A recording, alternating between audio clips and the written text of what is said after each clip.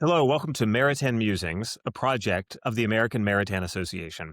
I'm Dr. Matthew Minard, and I'm here today with, as Jim Hannock used to say, our fearless leader, uh, Dr. Jim Jacobs, or Dr. James Jacobs, who's a professor of philosophy at Notre Dame Seminary in New Orleans, Louisiana. I think you've been there for about 20 years, correct? 23, yeah. Yeah.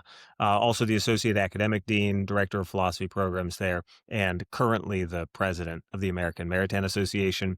We're going to talk today about Maritain on Church and State with specific reference to one of his talks that were given in the book Man and the State, published by CUA Press nowadays, at least. So I'd like to welcome you here, Jim, to the podcast. Thank you, Matthew. I'm very happy to be here. All Always right. happy to talk about Maritain. All right. Great, great. I am too. Okay, we're just going to start. There are a lot of different narratives we could give for the political history of Maritain. I mean, it's too complex of a history Right. and it's too much involvement, whether it's in Europe or here, to encapsulate, in a single introduction to a podcast. For the person who's happened to drop in here and has absolutely no knowledge of Maritain, or perhaps has, maybe a stereotyped knowledge of him, Maritain the liberal or something. I mean, this Right. is a standard thing floating around in the air right now. The basic outlines, which then I'll leave you, Jim, put some meat on the bones are, and these are super basic. So talk about bones. But, after growing up as effectively, for all intents and purposes, a secular Frenchman and a man of the left, Maritain, after his conversion to Catholicism, because it's the au courant way to be a faithful Catholic, becomes involved with reactionary politics, Right. at least adjacent to it, the French action, L'Action Française of Charles Marat. Um, He's in that sort of intellectual world, at least. Somewhat understandable that that's the French reaction to the laicization of the turn of the century that took place. And then with the condemnation under Pius XI, the condemnation of l'Action Française, Maritain begins something of an organic evolution toward more engagement with the liberal order. The book published in English is The Things That Are Not Caesar's, or The Primacy of the Spiritual, is a kind of turning point. You see this there. And then he goes on eventually to have various degrees or layers of political involvement, either in lecturing or then directly in when he comes to America as an emigre in the World War II period, in the French Resistance, the Radio Free France, and the French emigre community. Spends time as an ambassador to England, to the to the Vatican. Vatican. Right. Um, after the war, and then he's involved in various debates regarding human rights, and the kind of growth of the post-war political order for a while, until with old age he then ends up then going into seclusion, basically as a hermit, and the Right. political writing dithers off a bit. So I'll let you, if there's any other structure you want to put on that, just in view of today, I'll let No, you. yeah, it is remarkable looking at this from our current perspective how radically he does change. So as a child, he was raised in a very, very secularist liberal household. And if you read the biography by Jean-Luc Barré, Beggars for Heaven, he and Ray said together, it really they go into the story about how he became great friends with one of the, I guess, as a cook at the house, and the cook was a union man and a socialist, and so Jacques fell under his influence. And his family, his immediate predecessors in his family, had been very much of that same mold, and so he was very leftist and socialist in his youth. And then, And as you wouldn't said, he, if I might, wouldn't he gather with the cook and others under the stairs? There was some yeah, kind of grouping. yeah, Yeah, that's my recollection of the yeah, story, and it is. I remember reading that without having been familiar with that before reading that biography. I was like, wow, that's pretty amazing how he ended up where he did. And then, of course, as you mentioned, with his conversion, and we might come back to this later, but with the Third Republic in France, it was very much an either-or situation. The secularists, the liberals, the Democrats were all completely anti-clerical. And so if you were going to support the church, you had to be opposed to all of that. I remember reading a story once, again, I had not realized this, but Sacré-Cœur, the great cathedral in Paris, was begun in the 1870s, and in the 1880s rises the Eiffel Tower. And here are two pictorial representations of the tensions that run through the Third Republic, the Mhm. Catholic tradition that had been in battling against the secular, modernist industrial republic. And so he makes that change, but then, of course, Action Française does get condemned. And right at the beginning of Man of the State, he says, I've been thinking about these issues for about 25 years. And if you take 25 years off of when the book was published, you get right back to 1926 and the condemnation of Action Française. So it was sort of like a political awakening about he can't be so naive about how he approaches politics. And so he has to approach it a little bit more sophisticatedly. Ralph McInerney also makes the point in his book, The Very Rich Hours of Jacques Maritain, that right in the early 30s, Maritain does take a more nuanced approach to philosophical issues in general. So instead, prior to that, he had been kind of the strident polemicist against modern trends. Starting in the 1930s, he becomes more nuanced in that he wants to find the good core that's in an idea, but find a way to redeem it. And so he realizes that in the idea of democracy and human rights, there is a good core, but that core had been vitiated by Kant and Rousseau and the liberal writings of the 19th century. So what he wants to do is to go back and retrieve that. And so especially in the wake of World War II, where there had been massive violations of human rights, it was necessary somehow to save civilization, that we can hold on to rights, but they can't be the vitiated rights of the liberal establishment.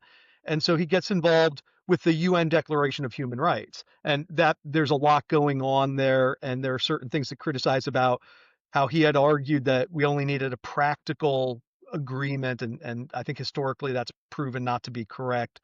But you at least see him try to show how human rights can be saved if you tie them to natural law and the Catholic tradition. And he'll constantly say that the real core of human rights is the gospel, right? The gospel is the spirit that ultimately lies behind all these human rights visions of the liberal society, and we have to get back to that. Um, so he takes a more nuanced centrist approach. He will continue to be criticized by the right because he had betrayed the Catholic tradition in that sense. But if you move up to Vatican II, many of the positions on human rights that he had argued for would be accepted and promulgated by Vatican II. Um, he does say an interesting thing. He says, I think it's in his notebooks. He says, I've only known three real radicals in my life, Saul Alinsky, Paulo Freire, and himself, right? So Maritain sees himself as a radical in some way.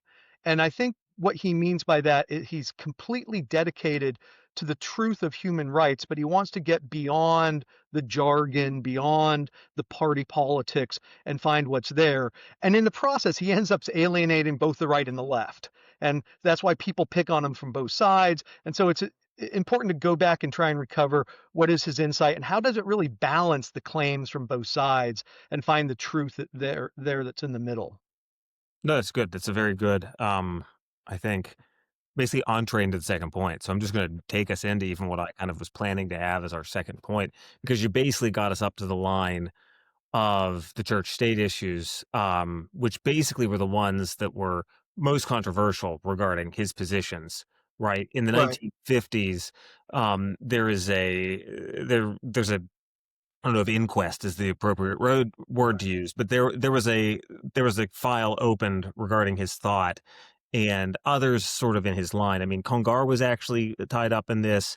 I don't know if some South Americans were or not. I'd have to actually look at some of the research.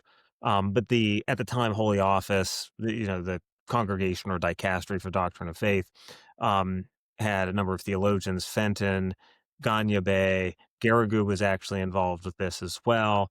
Were considering and advising Pius the 12th to condemn Maritanism uh, in the political domain, especially as regards the church state issues. Basically, effectively, that Maritain does not uphold um, sufficiently the theological line about the subordination of the political order to to the church like an Right. immortality day.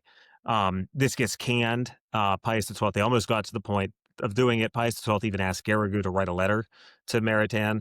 Um, I personally think it's at least a very touching letter. Some people think it's condescending. I know that I've talked about it.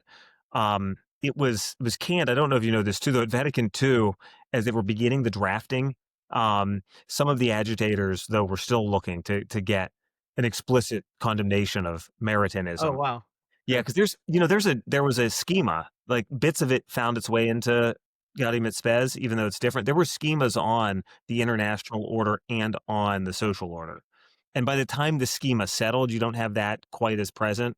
Okay. Um, but so anyway, maybe it would be good for you to just lay out kind of situating him in these debates about church and state in the 19th and 20th century, because it's a really important aspect, basically, of Catholic social teaching of that period. Like you Yeah. can't understand kind of what Rome is obsessed with regard to the church and the state without seeing this political issue of church and state. Yeah. Right. And so, I mean, I can't go into the deep history. I don't know the deep history of the 19th century, but sort of in a longer philosophical perspective, Mhm. this is something that the Catholic Church has to deal with. And one of the brilliant insights of St. Augustine is the way that he incorporates the church into political philosophy. So this hadn't been a problem, obviously, in pagan societies prior to the Catholic tradition. And so Augustine essentially says, well, what you have are two different societies, the city of man and the city of God, and that the city of God subsists here in the city of man, but it ultimately has an end to itself. Then as the Middle Ages develop, of course, you say, well, if you have these two cities, which one's ultimately in charge? And so in the Byzantine Empire, you have the development of Caesaropapism, where the emperor is clearly in charge. In the Western tradition, the Pope tends to have primacy over the emperor. And so by the time you reach the High Middle Ages, you have these debates about, well, what is it, church or emperor, church or emperor? And one of the great insights of Thomas Aquinas is that instead of starting off with a bias to it's one or the other, Thomas Aquinas looks at it through the perspective of what is man's teleology? And man's teleology is both temporal and eternal. And so Aquinas will see that it's a both and question. And I think ultimately this is what um, Maritain's trying to recover. So recently, Russ Hittinger has argued that there are three necessary societies: the family, the polis, and the church. Both and. You can't reduce it to one to the other. However, by the time you reach modernity has a great difficulty accepting this both and argument. They're always reductionist. Sorry. So, for example, in human nature, man is not both body and soul. He's either body. You get materialism, or he's either soul, and you get postmodernism. Empiricism, it's either sense experience or it's intellect. It's not both. You have the same problem here in with respect to politics, especially with the introduction of nominalism. So once nominalism becomes widespread, there's no natural common good. And if there's no natural common good, then each person is radically individual. And if each person is radically individual, how do we conceive of the church? Well, the first liberal answer to that comes from John Locke, who says the church is a merely voluntary institution that people join. So he's really emphasizing the liberty of the individual and the unimportance of the church as an organization because it doesn't really do anything. And so really the only necessary institution left becomes the state. So you're either in the state of nature or you're in the state according to the modern liberal tradition. Rousseau comes along and argues in an even more strident way against for the elimination of all mediating institutions, because in order to be truly belonging to the state, you can't have any divided interests. And so this is where you get in the Third Republic. You're either a member of the church and fully for that, or you're a member of the state. And especially after the French Revolution, and it was so anti-clerical, there was just a complete incompatibility of the two. So Pius IX famously in its Syllabus of Errors argues that the church can never accept the claims of liberalism. Um, and so what is needed in order to redeem the situation is to go back to a both and. And in the both and, you'll see that there is a role for the state, there's a role for the temporal society, and there's a role for the church. Now, ultimately, there's a primacy of the spiritual, but the primacy of the spiritual doesn't mean that we can get along without the temporal. And in fact, the temporal aspect of the human existence serves a very important purpose in teaching us the virtues and ordering us according to the natural law so that we can in fact fully participate in God. And I think this is in God's kingdom. And so I think this is one of the reasons why Maritain has such an affection for the United States, right? So during World War II, he had come here and he spent, you know, I think 15 years overall in the Okay. United States or so. And and at the end of it, he writes his reflections on America. And that really is a gleaming appreciation of what America could be. And I remember he has a line in there saying that, this is exactly how democratic societies should develop in the next 50 years. Unfortunately, he didn't see the 1960s coming, and that kind of tore apart everything. It is remarkable, about the same time as he's writing that, John Courtney Murray is writing "We Hold These Truths." Again, another Catholic who's arguing that the American tradition really best embodies the natural law and gives us the best chance of this dual participation in church and state for the betterment of the human person. Yeah, I think that's a really good overview. That gives actually the big arc in a way that maybe my question didn't immediately get us to, because in my mind, I'm just thinking of like, the problems of French liberalism that R- then get into Pius the Ninth, and then what's left Right. in Leo the 13th, and so forth. And As they're tied up with so many other, the modernist controversies and all those things where you just had, there was an ineradicable acrimony, one side against the other. And so it just wasn't going to solve itself. And so I think that maybe, one of the unintended benefits of World War II was to say that we have to work together, and that Mhm. Maritain stepping up to volunteer to work on the UN Declaration of Human Rights, I think, does show that the church can accept this for the good of mankind. And of course, the church never opposed human rights per se. It opposed the liberal version of human rights. It opposed the distortions of human rights. And so I think Maritain's presence on that committee helped ground it in a more serious understanding of what the human person was. Okay, that's good. So my mind goes immediately to the contemporary applicability of all this, but I have that written down on our preparatory sheet for number 6. Okay. So let's go like to the text itself now. So, Man in the State is really a collection of various essays. If I remember correctly, it was the first of the Walgreen lectures given at Chicago, I Right. believe. Yeah, It's I don't think it was the first, but it was one of the early ones. yeah, it's The very Walgreen lectures, they had that series of lectures in the late 40s and early 50s from which the most seminal books in political philosophy arose. So I think the first one may have been uh, Yves Simon, okay. Philosophy of Democratic Government. Then Mhm. you had Leo Strauss, Natural Law and History, That's right. Yeah. Maritain, then Eric Voegelin, New Science of Politics, and then a few years later, Hannah Arendt on the Human Condition. And so the fact that all these people were sponsored by the Walgreens lectures at the University of Chicago is tremendous. It's also interesting to note that they're all European emigres, right? The Walgreens lectures, I think, were founded to defend American democracy in the wake of the two world wars. Mhm. And here you have the greatest voices among them being European emigres and really articulating a vision of democracy based on natural law. Simone, Vogelin's an interesting character, not Catholic, but he's close. Maritain, of course. So it is interesting that in the wake of this great tragic crisis of civilization, the Catholic tradition is seen to be the light that's going to guide us forward from now on. Yeah, that's interesting. I mean, both, just the pedigree of that set of lectures, and then how it's the emigres who are sort of basically giving a response kind of in view. They're seeing it from both sides. They're seeing it with both eyes, right? They're not seeing it just with the kind of provincial American view. Because Right. I think probably at that time there still was a certain provincialism that was being driven out of America, even at that time. Like because of communication not being the same. It's not till really we emerge after World War II as a world force, a world power, that you have kind of an intellectual culture that can even match Europe's. So it's interesting to see. Yeah, I think, yeah, the European scholars have a much longer, Americans rightfully go back to the founding, but I think Mhm. after that they don't Yeah, see much further. There's no need for it. This is when we began. Whereas yeah. I think that the Europeans tend to see thing in the bigger picture. Yeah, Yeah. even the far distant past is read by an American through the lens of the founding, right? Right, Like, right. There's the everything. Magna Carta, right? And that, Yeah, yeah. Yeah, exactly, that's only seen in Whig history getting us to today. right, right. Um, but I don't know if you wanna say anything else, it's fine if you don't.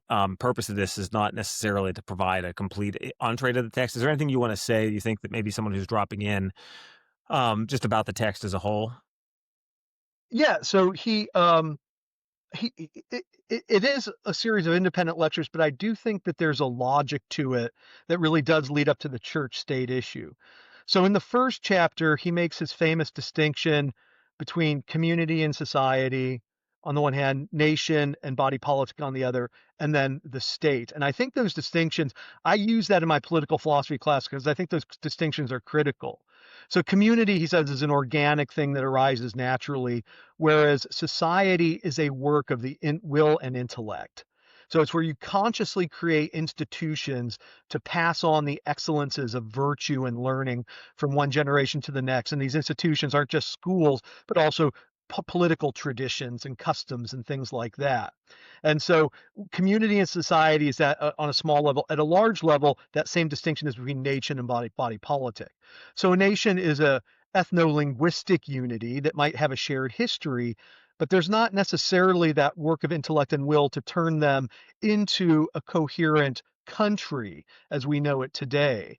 And this, of course, is one of the great problems of the mid 20th century, where Woodrow Wilson demanded the autonomy for all nations in the wake of World War One, and so the Austro-Hungarian Empire just splintered into 8 or 10 different little kingdoms, which was completely unstable. Um, and simply to say that people belong to a nation, that's Hitler's Aryanism, right? And so what you have to do is to show that a country isn't simply an ethno-linguistic unity. It's rather a work of intellect and will, where we come together and we form our society according to our vision of the common good. So that this develops into the body politic, a political society. I think most people would use that phrase, a political society where there are customs, traditions, virtues, ways of doing things. Now, importantly, out of this, you then dictate a state, or you implement a state. A state is simply that portion of the body politic that's given the authority to make laws to oversee the common good and enforce justice. So importantly, there's a distinction between the state and the body politic, or the people of a country. The state is always part, it's never whole. And he'll continually argue that one of the great problems of the modern era is where the state takes on a teleology of its own. Right? The state is meant to represent and work for the common good of the body politic. But once the state, the governmental mechanism takes on a teleology of its own, then it loses its purpose and becomes automatically tyrannical. All right. Now, the important thing is here that distinction between state and body politic makes large amount of room for the role of the church in society, right? So that because the state is not the same as the body politic is composed of a large number of mediating institutions which are more directly relevant to attaining the temporal common good than the state is, right? The state's role is primarily one of assistance to help these mediating institutions flourish, coordinate the work of these mediating institutions so that they don't step on one another's toes. And of course, the most important mediating institution is the church, because the church is the most important teacher of virtue and civic amity among its people. And that if you don't have a common set of virtues, if you don't have a common vision of society, then society will fall apart. And so although the citizens have rights, because he does say that after establishing the state, he talks about therefore people have that the best way to run a state is through democracy, because democracy is the only moral way to run a state. It's the only moral way because it gives people agency. He doesn't use the word agency, but I think that's a good Aristotelian word that we can put in here. And giving them agency it means that they grow in wisdom and love, so that they become self-directed, but they're not self-directed independent of the common good. They're self-directed servants of the common good, and that because they're agents, they then have rights. So in the middle of Man in the State, he has that long famous chapter on rights and his defense of it. And I'm sure we'll come back to this, but importantly, the rights he defends are not liberal.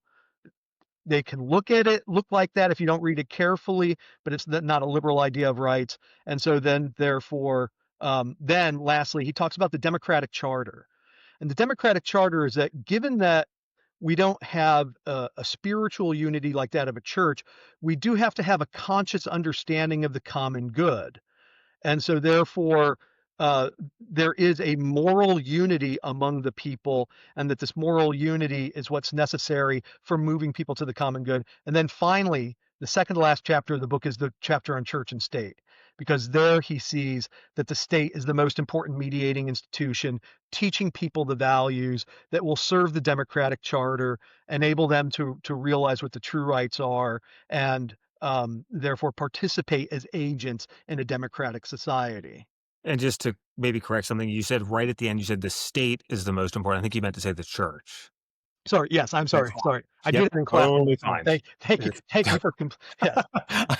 I think everyone would have put that in, but that's great because I don't teaching Byzantines. I don't get to teach a text like this. I maybe like do a chapter, maybe, Yeah. which I've done I think on occasion. So like sitting and having to teach it through. I mean that's a very compelling case actually for the unity of this text. So I think it's very good. I don't per se have a lot to say immediately. I was surprised just while you were talking. If you ever catch me looking, I'm just looking at the text. I'm not Okay. getting bored. I'm just, I'm trying to prep myself for what I might say. And I was surprised actually when you were just talking about the bit about, uh, democracy, democracy basically being the quote unquote sole just order. Right. I figured he would even draw on like Simone's lectures from a couple of years before that, given how close they were. Simone's only cited twice in here because Simone gives a really good account of Right. in what are the various ways you can talk about kind of democratic practical rationality being present Right. in in various regimes. But anyway, that's maybe a different conversation though. So so unless you have something to say, I'm going to slide us No, there. yeah, I hadn't thought about actually looking up references to Simone in here, but that is interesting. It's just the authority. It's just there's something at the beginning, something on authority, and then earlier on in the problem of means, which I bet even there it's an authority thing. I bet if Okay. I even look at it, um, to be honest. So yeah, something on Proudhon. So yeah, because he has, there's an interesting at the end of this treatment that Sig Simone has about consent and governance, right? Yes. He has a nice parsing of the way that this is, he shows how this is not just kind of pure social contractism that he Right. comes from Right. that lecture. So I just was curious if Maritain, I would guess Maritain would have had it in here, but in any event, that's all right. So church and state. So I'm going to go ahead and just drop us then into um, the essay that then is in our main focus. But sometimes to get your main focus, you basically have to coordinate yourself and know your context. Otherwise, you don't know where the gem is, right? Unless you have all this context. So you can go. I mean, you may need to make some basic. I'm going to lob the question, but you may need to make some basic context as you get to this as well. So the kind of when I was prepping, thinking about this, I I've been doing this work on Journet, right? And Journet was very much the inheritor of Maritain's thought about these issues, right? Journet is the great ecclesiologist. And so one of the issues that an ecclesiologist has to deal with is how does the church is more than a society, right? She is sort of sacramentally the kingdom present, Right. but she Right. is a society. Right. And so she relates to this other society, which is both the broad political community and the state. And so Journet takes up what Maritain develops maybe before integral humanism, but it's solidified at the time of integral humanism. It might be in Science and Wisdom already. I'd have to actually double check. But the distinction between kind of two ideas of Christendom. two existential states of Christendom: sacral Christendom and secular Christendom. And that is very structural for like the center of this essay is how do church state relations differ depending on how you envision the Christendom as the kind of society and the temporal order that grows up under the influence of the church, either on the model of a kind of much more direct sacrality, where the church the church's exercise of authority is much more immediately and regularly exercised in the temporal order Right. versus the secular. Now, you can go any direction here because I think there's such interesting things about how he's developing the idea of the indirect authority of the church over the state, right? Yeah, I Yeah. was thinking of that when you were talking about modernity. The frontispiece of Hobbes, right? As Yes. the Yeah. there's the indirect authority. He's sort of making fun of Bellarmine, where he has the two swords of the church, and the indirect authority is his crooked sword. Oh, I didn't. I'll have to take a You look should at that. read that. Monsignor Sokolowski did a great like exegesis for like an hour of lecture on this when I was a graduate student. And if you look at the bottom, you've got all this going on with the church state stuff in the two sides. Right. Right. Yeah, and so yeah, but he has a sword that's direct authority and indirect authority. And in the memory of John Dealey of all people, there's real being and intentional being as well. Oh, really? Okay. Yeah, you should look. And then syllogism. These are the tools the tools that are used in sparring by Okay. scholastics. I actually give I hand out a picture of that frontispiece to my students when we talk about Hobbes, but basically we focus on the fact that the king's body Is is made up of the cells of the people. sure, yeah. But I've never really paid attention to those little Yeah, it's because appendix. that's like chapters books 3 and 4. All that Oh, the interpretation of scripture stuff, there's that church state element that's okay. present down there. Okay. So, but anyway, so yeah, so in view of what I said about the sacral Christendom and quote unquote secular, it's usually profane is what it is in Yeah. French. Um, if you want to go ahead and just talk a little bit about the essay itself. Okay. Well, and I think the important thing, Maritain will talk about the idea of a concrete historical ideal. Hmm. And that obviously we want the church to influence society. And that historically the model for that had been sacral Christendom in the Middle Ages, where there's a complete spiritual unity and then a predominance of ministerial function, such that you could use secular power for the sake of a spiritual end. Right? And that's what we all know from the Middle Ages, and that's what even some of my seminarians longingly look back to as if we could bring it today. But Maritain's very clear that given you have to consider the reality as it is on the ground. Politics is a kind of practical reason. And practical reason always has to take into consideration the reality of the contingencies around you. And that given the contingencies around us in the wake of the French Revolution and in the wake of the development of liberalism and democracy, we're not going to get back to that. Now, that also doesn't mean that the church will have no role to play, right? That's a great error of liberalism, where the church becomes merely a voluntary association and exercises no authority. Rather, the church will always exercise a supreme spiritual authority, but she has to do so in a different way. And so the way that they have to do it is in the modern era, is a moral influence. Right. So whereas in the Middle Ages you could exercise coercion, right? You could imprison heretics and force them to convert and so forth. In the modern era, you don't have coercion. Instead, what you have is a model of what the natural law is, a model of virtue, and how this leads to a greater attainment for the temporal society itself. Right. So that there's this kind of symbiotic relationship between the temporal and the spiritual. The temporal society, the church does need the temporal society because the church guarantees the order of peace and justice.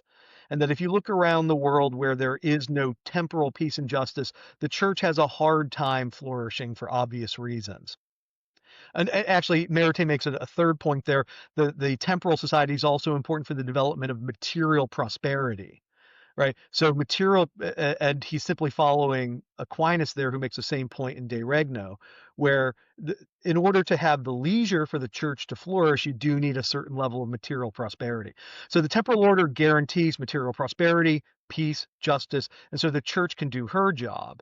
So the church is dependent upon the temporal for that. Nevertheless, temporal society is really dependent upon the church for the teaching of the spiritual values, for the teaching of virtue, for the teaching of natural law that enable to develop people to develop as good citizens. And once you have good citizens, they will come together with a better understanding of the common good and then form a stronger society. So you do have this symbiotic relationship by which the church helps the state and the state helps the church. And so therefore the church doesn't need to exercise direct governmental control.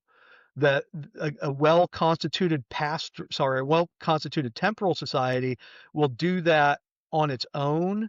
However, it does need the church to keep constantly inform it spiritually, so that when a temporal society is uh, becomes detached from the natural law, the church is there, the church and her people in particular, right? Maritain will emphasize that he's talking as much about the laity as about the hierarchical church, that it's the laity of the church that will get society back on track. So you can think of how the resistance in Germany before and during World War II was largely a Catholic phenomena. And as the Catholics who saw that Hitler was an offense to the natural law, Hitler was an offense to what we're called to simply as human beings beyond the call of the religious salvation that comes from the church. Yeah, it's interesting. I mean, I'm just thinking it's so obvious, but sometimes obvious truths we forget, right? You teach scholasticism and you just take for granted certain things. But for instance, it's just another case of the standard way that nature and grace relate Right, to each other, right? I mean, there has to be, for instance, just to think about the ascent of faith, you have to have a being of a certain kind with a certain nature that's open to the possibility of revelation with a right, certain natural intellect to be able to even, have revelation take place, right? And right, and you need a certain cultivation. Now, that doesn't mean I'm not talking about like being you have to be so intelligent to receive to receive to receive the message of revelation, but there is a kind of cultivation that was necessary, not just supernaturally, but naturally, that God had to do over centuries with the people of Israel to right. prepare them for the coming of Christ. So there's a kind of cultivation at the level of material and even moral and intellectual culture and artistic culture that is necessary for a certain kind of flourishing of the church. Right, and and for the church, as you said, to prepare the people, right? So that if you live in a society where the natural virtues aren't there, grace perfects nature. But if nature has been completely distorted and vitiated, then grace can only go so far. And so, if you have a well-constituted society according to the natural law, then that will prepare everything for the church to be able to flourish. This is one thing that I personally have in common with Maritain is I have a great confidence in the working of natural law. I think if people do embrace natural law, they will be led to love, they will be led to wisdom. But of course, if you're led to love, you ultimately seek that which is good in itself. And if you're led to wisdom, you're ultimately led to seek that which is true in itself. So that you do see that the grace of revelation perfects where you've gone by nature. And so I've sometimes been criticized by some people who are more of an integralist bent. They say, well, people aren't going to get there. The natural law is not going to do it. But I do have a great faith that human nature is teleologically oriented to these things. And as long as you give people the opportunity to develop, they will naturally do that. Now, of course, what underlies all this is in fact a true idea of peace, a true idea of justice, and that what we often have in our society are um, are imposters of peace and imposters of justice, especially within liberalism, where there's a wonderful line from Ideas Have Consequences, where he says that in modernity, each man is his own priest and his own professor, right? That in a nominalistic worldview, in a liberalistic worldview, there is no authority. You define everything for yourself. But in that case, there is no common good. There are no virtues per se that are shared among people. And so when we really do share these things among people, it elevates, it does elevate human nature, and grace will then elevate that so that we can come together in civic amity on even more intense level. But of course, that's the church operating through the people. That's the church operating through an example. It's not exercising coercion through governmental structures. Yeah, so then maybe just take one more step in that direction, even though it's not what we prepped for, but it's right kind of where we are here. Um, I mean, what is your so looking? Let's just sort of be. I don't like to drop into the level of just cultural criticism on the podcast, but looking at the significant cultural headwinds that do exist throughout a lot of the developed West, in matters of morality, how do you respond? Because you have a fundamental optimism. I mean, I've always sort of thought this. Like, I've thought that I'm more of a pessimist than you are.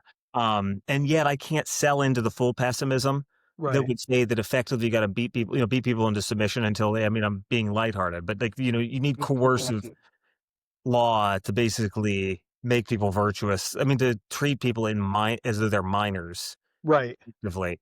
Um, what do you say to the person who looks out, the very integralist person who looks out at the current status of the West? Perhaps they're online too much, which makes everything seem worse than it really is. They could go out as the kids say they should go out and touch grass a little bit because Right. they'd see that reality is not as bleak.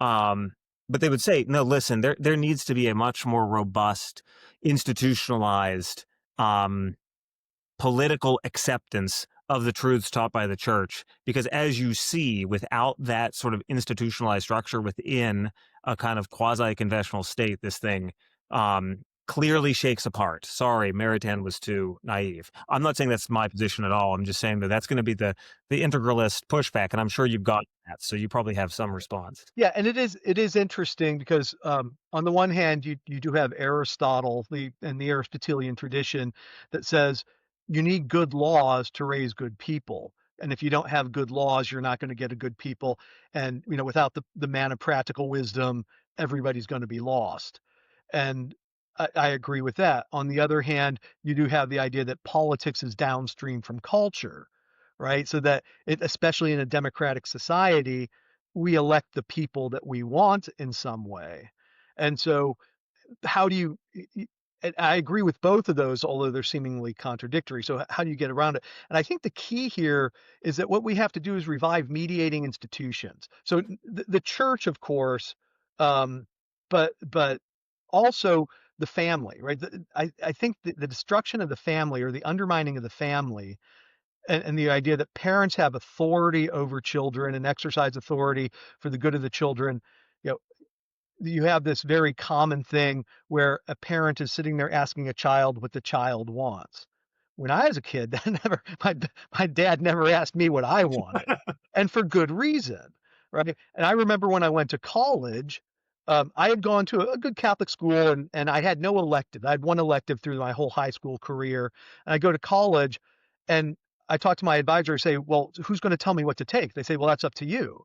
I said, "If I knew what to take, I wouldn't have to come to college, right? You are the wise one. You tell me." And so what we've evacuated all the mediating institutions of the authority that's properly theirs, and that there's a natural authority that they exercise on. Simone would call this substitutional authority, right? They exercise it on behalf of those who are not yet prepared to exercise agency for themselves. It goes back to the idea of agency. Somebody has to teach you how to be an agent, and that what the problem with contemporary society and democracy in a microcosm is we have people who were never trained to be agents who are exercising the power that goes along with agency. And so again, agency really being able to deliberate according to reason and will about what is good for us here, as opposed to simply acting on your desires. And that our schools, families, other mediating institutions, Carl Truman in his book, what's it called? The Rise. Oh, what's that? Carl Truman's book. I know what you're talking about. It's the one on basically on sort of the romantic self. Yeah. Right, right. And he said he makes a very good point, saying that it used to be people would join something like the Boy Scouts in order to be formed by the Boy Scouts. The Boy Scouts have a moral structure that you want to learn. Nowadays, people join the Boy Scouts to give them a platform for articulating their individuality. So it's that expressive individualism that's completely eviscerated all the mediating institutions of their value. So we have to get back to that, right? And even to a certain extent, that's the church, right? So sort of institutionally, the church still preaches morality, but I think at a parish level, at a more lower, at a more personal level, that for many people, it doesn't really come across that way. And many people complain about the fact that you don't get real moral teaching in homilies anymore. But you see that over and over again. So I think that although the church as an institution still holds to the morality and still teaches it, the pastors have to be a little bit more forceful and a little bit more evangelical about getting out there and preaching it. And then we have to do more to support the family in its proper structure. But of course, there are so many problems with that these days. And the way that family's been redefined to be nothing. Yeah. And so I do think that if we have the proper mediating institutions exercising the authority that they should, so that people learn to be agents, then politics is downstream from culture, and that the man of practical wisdom need not be a legislator. The man of practical wisdom is the person in the family, the church, the school, the local club organization, the local sports team. Sports coaches, I think, are still one of the places where you do get that kind of mentoring that many children need. Which is so that's I mean, it's interesting. I can't help when you say the family, I can't help but think of like that book by Eberstadt about how basically the decline in religion is downstream of actually the decline in the family, not vice Right. versa. But this whole bit on mediated institutions is not just, Jim Jacobs being an American conservative trumpeting the 10th Amendment. This is deep in Catholic social teaching. That's actually what our concept of social justice really is, namely the idea of the right ordering of these mediating institutions, right? Right. They have to be ordered to each other. And then thinking of all of that, that really does have a place, even structurally, in Man and the State in that first essay, implicitly, Yeah. because the first Yeah. essay and its distinctions between the state and the And body the politic. body politic, right? And the Yeah. body politic is, I mean, the state emerges afterwards, right? So that if the body politic comes to existence through an exercise of reason and will, one of those exercises of reason and will is a constitution of some mode of government, whether it be democratic or monarchical, whatever it is, but it's a constitution of some mode of government. But that is one among many exercises of reason and will in constituting the mediating institution. And again, um, there's an interesting point that Heinrich Roman, who in many ways is writing at the same time as Maritain, making the same point, but in his book, The State and Catholic Thought, he's got a footnote in there saying that, properly speaking, rights belong not to individuals but to families, Hmm. right? Because it's the family that has freedom of expression, because ideally the family would have a coherent unity of value. Uh-huh. And the way that our educational institutions and our economic situation is set up, families rarely have that sort of unity that they should. Yeah, it's sort of the household. This is the Maynard's, sense of communicating the tradition as received in this community, yeah, in our practices as a household. I mean, that's just an interesting thought. Raman's another good example of an émigré. I think he's Right. here. Yeah, he's here at some point, right? In America, I think. Oh, yeah, he is. He comes to, in fact, I think he's here in the 1930s. Mhm. I think he leaves, he's chased out of Germany by Hitler in the 30s, and he teaches at a few places in the US, but ends up at CUA, if I recall. Okay, yeah, So, it's been a little while. um, Yeah. but I think this is also true of so a lot of people will look back and say that only what in the 19th century, only white men had the right to vote. And I think that that's the wrong way to look at it. It says because the white man simply represented the vote of his family, right? Mhm. So it was a democracy of the household. You Yeah, don't need democracy of every individual, because not every individual is qualified to exercise agency. yeah. And yet what we have with modern individualism, you have this absurd thing that every individual is capable of exercising the vote, such that somewhere in the UK recently suggested lowering the voting age to I think it was 15. It was something like that. Yeah. Yeah, which is just we don't let 15-year-olds drive. We don't let them buy cigarettes. We don't let them buy a glass of wine. Yeah, So, it's like a complete loss of what the notion of practical reason is and how that's operative in right. yeah. Well, we better be careful, only because, I mean, we agree on this, but, Okay. people will think, "Oh, this is now not Maritain, it's Minard and Jacobs." Right. But it's not unrelated because we're basically dealing with the problem of practical reason in the community.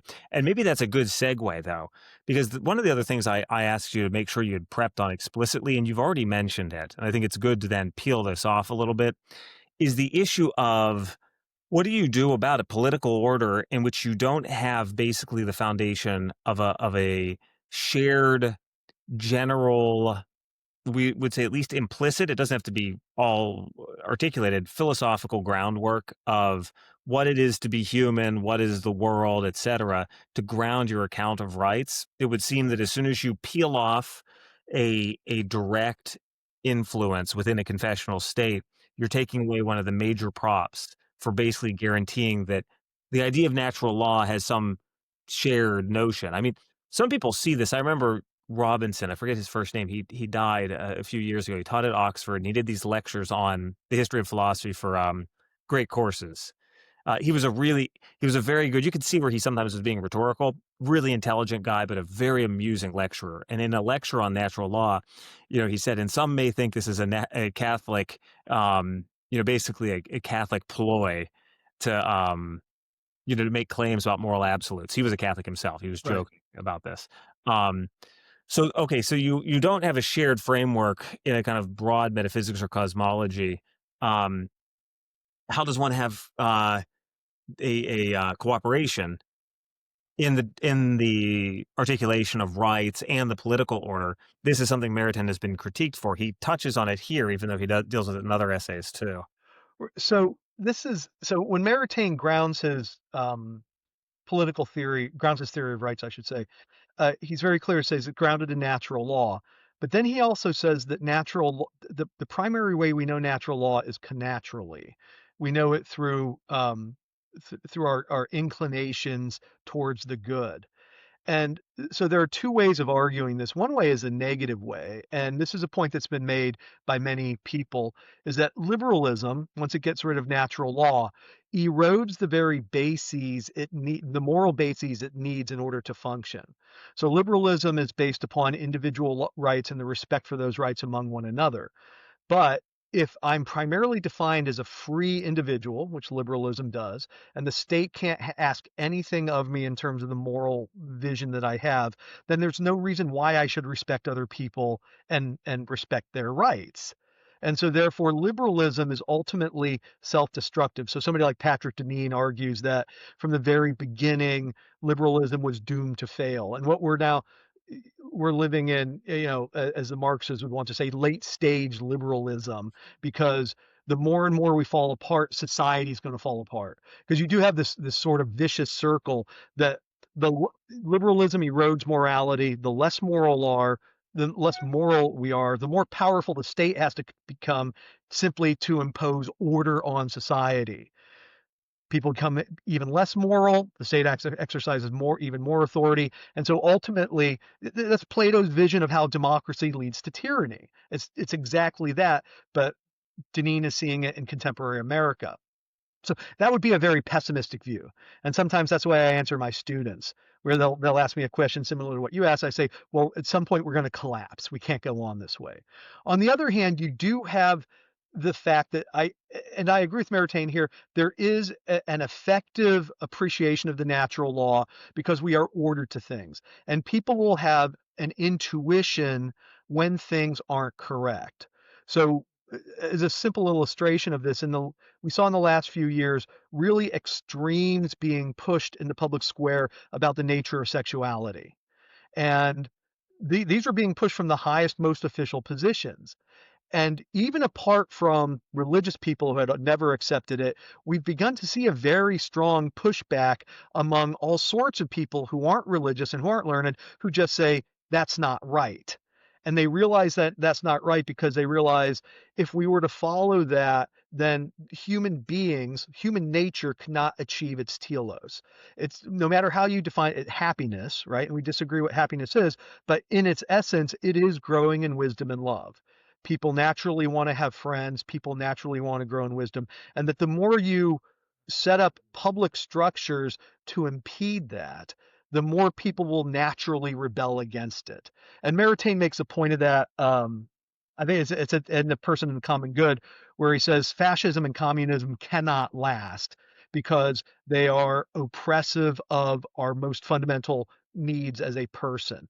Bourgeois liberalism, on the other hand, is the most problematic because it makes freedom look attractive, but in the fact it's the most atheistic because it makes each person their own god. And so it's so whereas communism and fascism were destined to fail because people realize automatically this isn't what is going to work for us. Bourgeois liberalism does have that problematic factor where people think, "Oh, I'm being free, I'm pursuing my own end," but ultimately people will realize pursuing your own end isn't the same as fulfilling your human nature.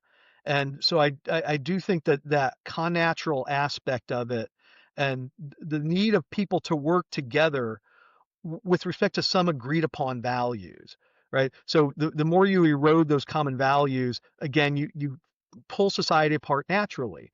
And so if we are going to agree on values, we're going to agree on that which we can naturally agree upon.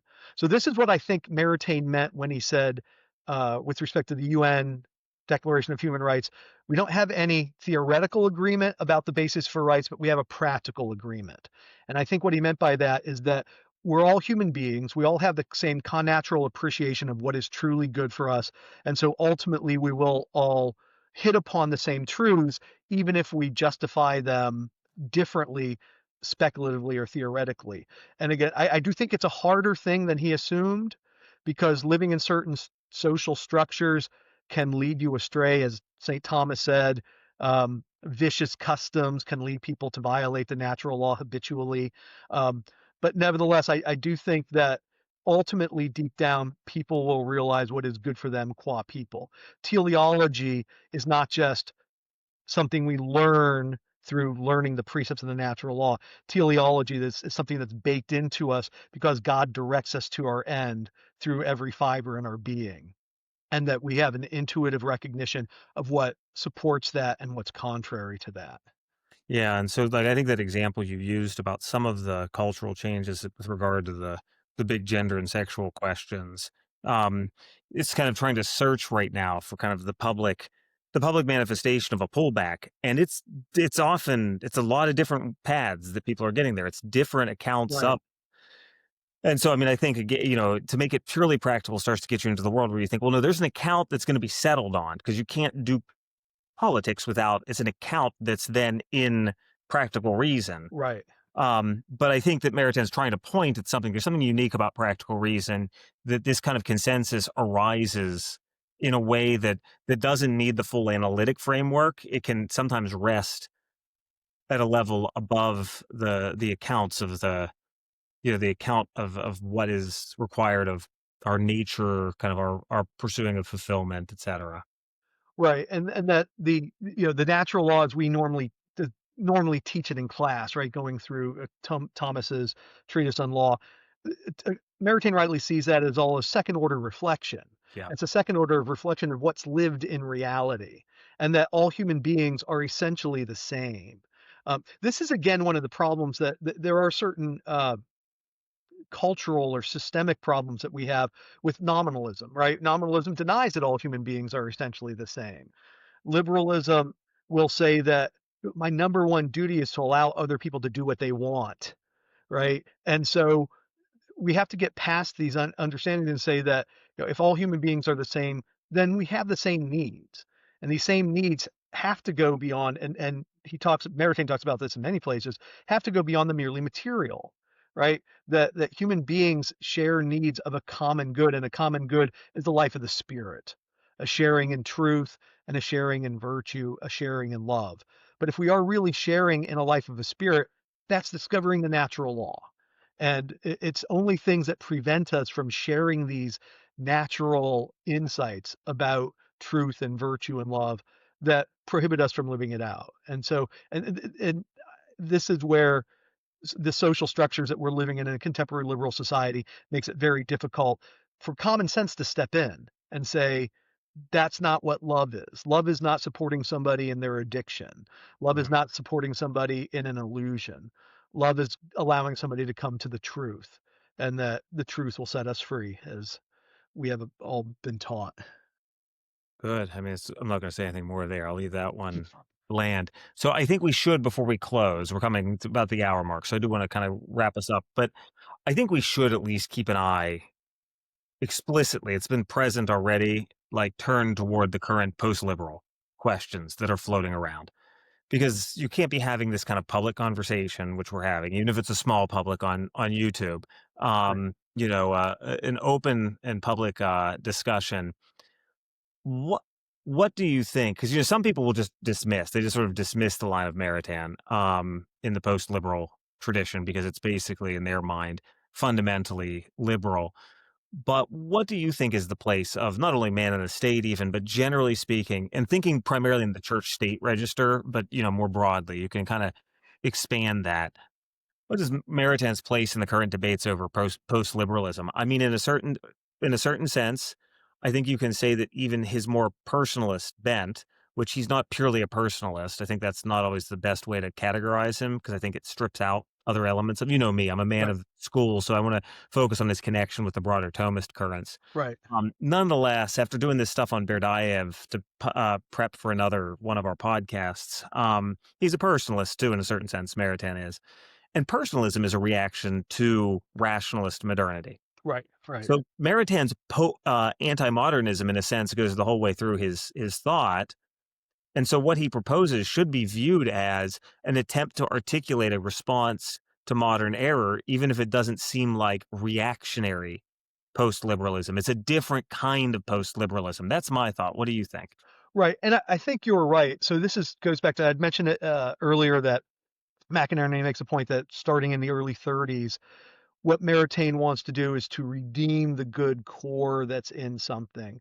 And he does see that the modern turn to the subject is something that's not completely wrong, that the Judeo-Christian tradition has always held that man was created in the image of God, and that the individual person therefore has a dignity. And Thomas Aquinas certainly didn't deny that, but he focused primarily on the existence of natures. He was more concerned with human nature rather than the individual. And the modern focus on the individual is good, but the problem is that once you get Descartes and liberalism, the individual becomes a kind of little god unto himself. So Maritain wants to take that turn to the subject and save it, redeem it, and that I think he does it by going back to the idea that man is in the image of God. So because man is in the image of God, we do have intellect, we do have will, we can exercise agency, and that the way to protect that agency against modern totalitarian states. So this is the rights that we're arguing in the wake of World War II are very much a reaction to Nazism and communism, and we do have to find a way to protect it. But at the same time, we don't want to fall into the errors of liberalism, which makes the individual a god unto himself.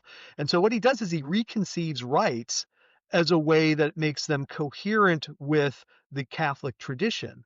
So whereas rights for somebody like Kant were pre-political and absolute, so that you exist in a state of nature with these rights and you only enter society, and you only sort of you give up a little bit of your rights to enter society, but you can't be in those rights can't be violated anyway. Maritain will say that these rights are primarily communal, and they're communal because these are the rights we need to achieve the common good, right? So that if you have a number of agents, these agents have rights to exercise their intellect and the will in pursuit of the common good. But it's simply the idea that persons coming together spiritually will elevate one another. Secondly, they're not pre-political because there is no pre-political state. Man is by nature a rational animal. So the only way I do elevate myself is by participation in the common life with you and with all, other friends and colleagues, by which my intellect and my will are saturated with wisdom and saturated with love. So that Maritain's rights are really focused on that the life of the communal the communal teleology towards the common good, which makes them completely different than liberal rights. It's unfortunate, he does give lists of rights, and they look unfortunately exactly like what the left wing party in any government will give as a list of rights. But his justification for it is completely different, and he also does understand that many of these rights are have to be applied in the context of history, right? So going back to the secular Christendom versus sacral Christendom, he Mhm. sees Christendom itself as analogical, right? So that the idea of Christendom has to be applied according to the specific context. Similarly, rights, there are some rights that are absolutely fundamental for any human being to exercise intellect and will, but there are other rights that are dependent upon certain kinds of economic development in society, certain kinds of educational attainment within society, and so they're not absolute, but it's the list of rights therefore looks exactly like the rights that you get in certain political parties because the contexts are the same. And I think that he'd be willing to grant that in a different society, those rights would appear differently. Um, with respect to religion, of course, this goes back to the point that we've made several times, is that there is a kind of paradox here that a flourishing civil society really will lead people to the church. A flourishing civil society where you do have people growing in appreciation of the truth and people growing in appreciation of love of the goodness and love of friendship will lead people to desire the deepest truth, metaphysics. But then, of course, metaphysics leads to theology. And that if you have a flourishing civil society based upon these rights that are communal and teleological, then ultimately they cannot help but point to the need for the church in bringing us to salvation. So our temporal common good is an end in itself, but it's an immediate end insofar as it points us further to find our eternal common good in the life of the church and eventually in the afterlife. So this is the key that post-liberalism, we have to hold on to the notion of rights because this is necessary to get people where we want them to go. We just because liberalism has failed, that doesn't mean that we throw the baby out with the bathwater. We retain rights, but we retain rights purified from those notions that in liberalism that made them ineffective or made them problematic, or and vitiated the whole idea. Instead, we take those rights and we frame it in terms of a true notion of human nature, especially as human nature oriented to union with God. And that a temporal world, our temporal existence here is not irrelevant to our ultimate desire to unite with God, but we have to have rights to structure that temporal world to enable us to attain that end. It's good. I mean, I have thoughts, but I'm gonna leave you have that word there, that last word. Do you have anything though, like in just in passing to close with? Anything you think readers or listeners should be left with? And then we'll close out. Um, no, nothing in particular. I think we ran over the material quite well, and obviously, this is it is a topic that's of perennial interest, and continued need to refine. So, as we continue to move into the 21st century, and society is evolving in new ways with new technology, people who want to support the church's mission have to be very attentive to what's going on in society and how do we fix it. Um, AI is just the next step down Satan's road to technological slavery. And so we have to be careful how we use it, be careful how we share it with other people in the community. Mhm. That's good. All right. Well, thank you very much, Jim, for the time today. Thank you, Matthew. I enjoyed this very much. Well, and thank you to you, our viewer or listener. This has been Maritain Musings, a project of the American Maritain Association. I'd like to thank Hunter Olson, who will do our video and audio editing of the podcast. And as always, I say, if you have some topic in Maritain that you think should be covered and you have the idea of an academic who might be a good person for us to contact, don't hesitate to go to our website at the American Maritain Association. If you search for us, you'll find us, and contact us, and we will work to arrange something. So thank you again to our listeners, and thank you again, Dr. Jacobs. Thank you very much.